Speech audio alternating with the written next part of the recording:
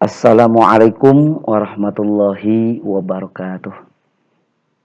Hamdan wa syukron lillah, salatan wa salaman ala rasulillah, amma ba'd.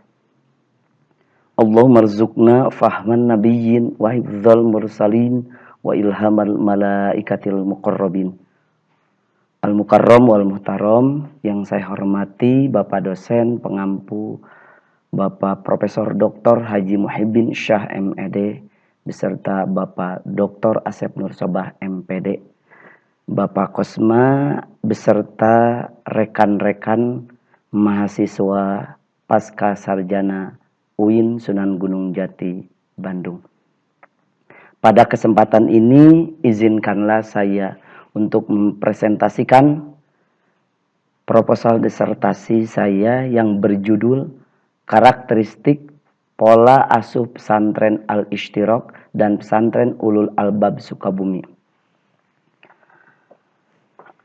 Judul ini dilatar belakangi dengan bahwa pondok pesantren memiliki karakter yang membedakan dengan institusi pendidikan atau institusi sosial yang lain. Subkultur yang dibangun komunitas pesantren senantiasa berada dalam sistem sosial budaya yang lebih besar. Pondok pesantren membentuk tradisi keagamaan yang bergerak dalam bingkai sosial kultural masyarakat, pluralistik dan bersifat kompleks. Pada umumnya, baik dalam klasifikasi pesantren salaf dan khalaf, maupun pesantren ideal, pesantren transformatif, dan pesantren standar, santri sama-sama bertujuan untuk mewujudkan santri yang tafakuh fiddin, di mana sebagian ulama mengatakan bahwa santri dimustaq dari kata salikun ilal khairat, orang yang meniti jalan akhirat, naibun anil masyayikh, sebagai generasi penerus para ulama, tarikun anil ma'asi, orang yang senantiasa menjauhkan dirinya dari maksiat, ragibun fil khairat, orang yang senantiasa mencintai kebaikan, dan yarjus salamah fid dini wad dunya wal akhirah, orang yang senantiasa berharap keselamatan dunia dan akhirat. Namun pada kenyataannya santri banyak yang melenceng dari kesantriannya. Terlihat di saat terjun di masyarakat, kurang mampu berinteraksi dengan baik dan kurang membaur dengan masyarakat. Juga merosotnya kualitas santri. Hal ini salah satunya disebabkan karena merosotnya kualitas yang dimiliki para pendidik, serta pola asuh pimpinan pesantren yang kurang sesuai dengan tuntunan Al-Quran dan As-Sunnah.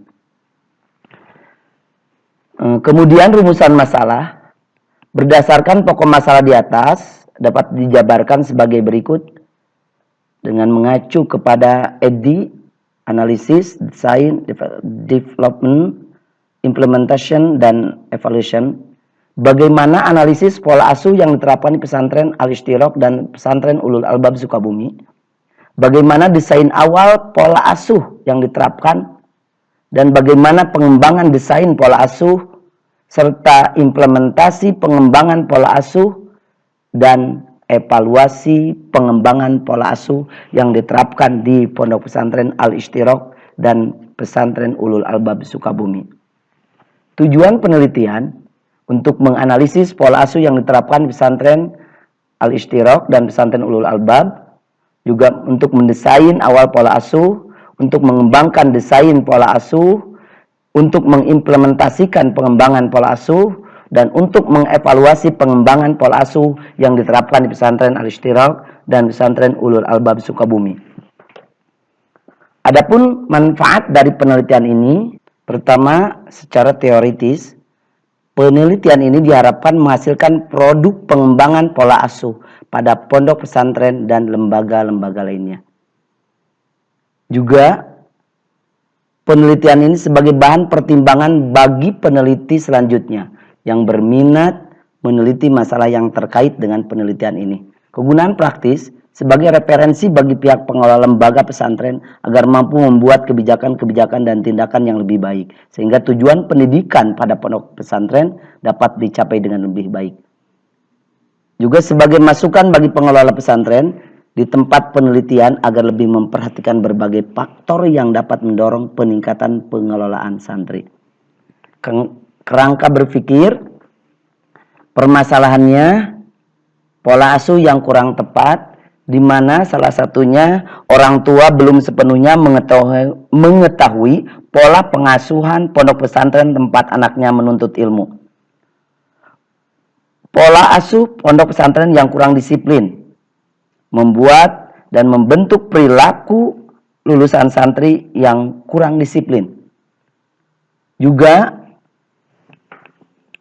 kurangnya kedisiplinan seperti dari kecil sudah terbiasa merokok dan hal itu dibiarkan oleh pengasuh atau gurunya. Juga tidak tepat waktu dalam melaksanakan sholat berjamaah dan yang lain-lainnya. Sehingga ketika mereka terjun di masyarakat kurang memiliki daya saing di masyarakat.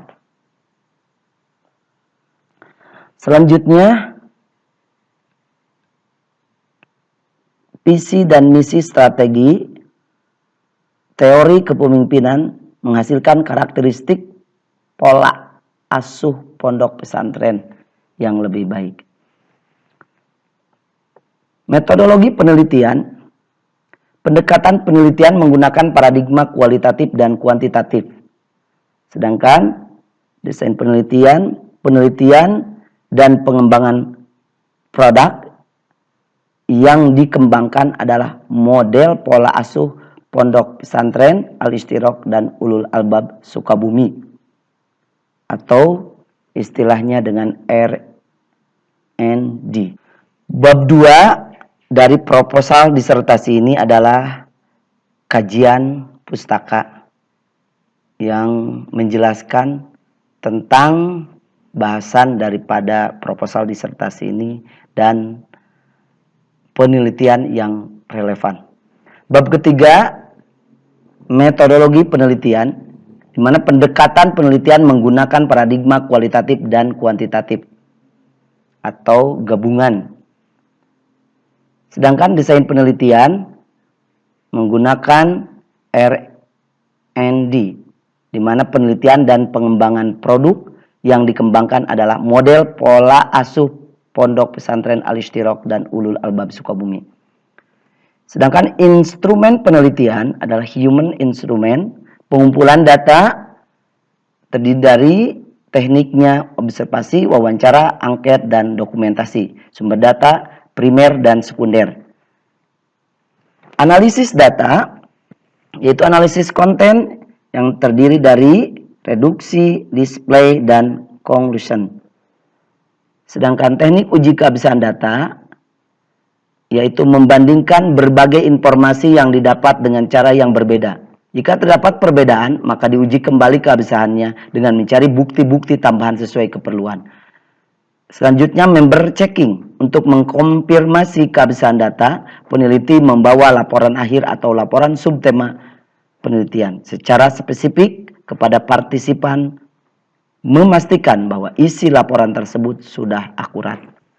Sedangkan waktu penelitian adalah tercantum dalam proposal disertasi. Demikianlah presentasi saya tentang karakteristik pola asuh Pesantren Al-Ishtiraq dan Pesantren Ulul Albab Sukabumi.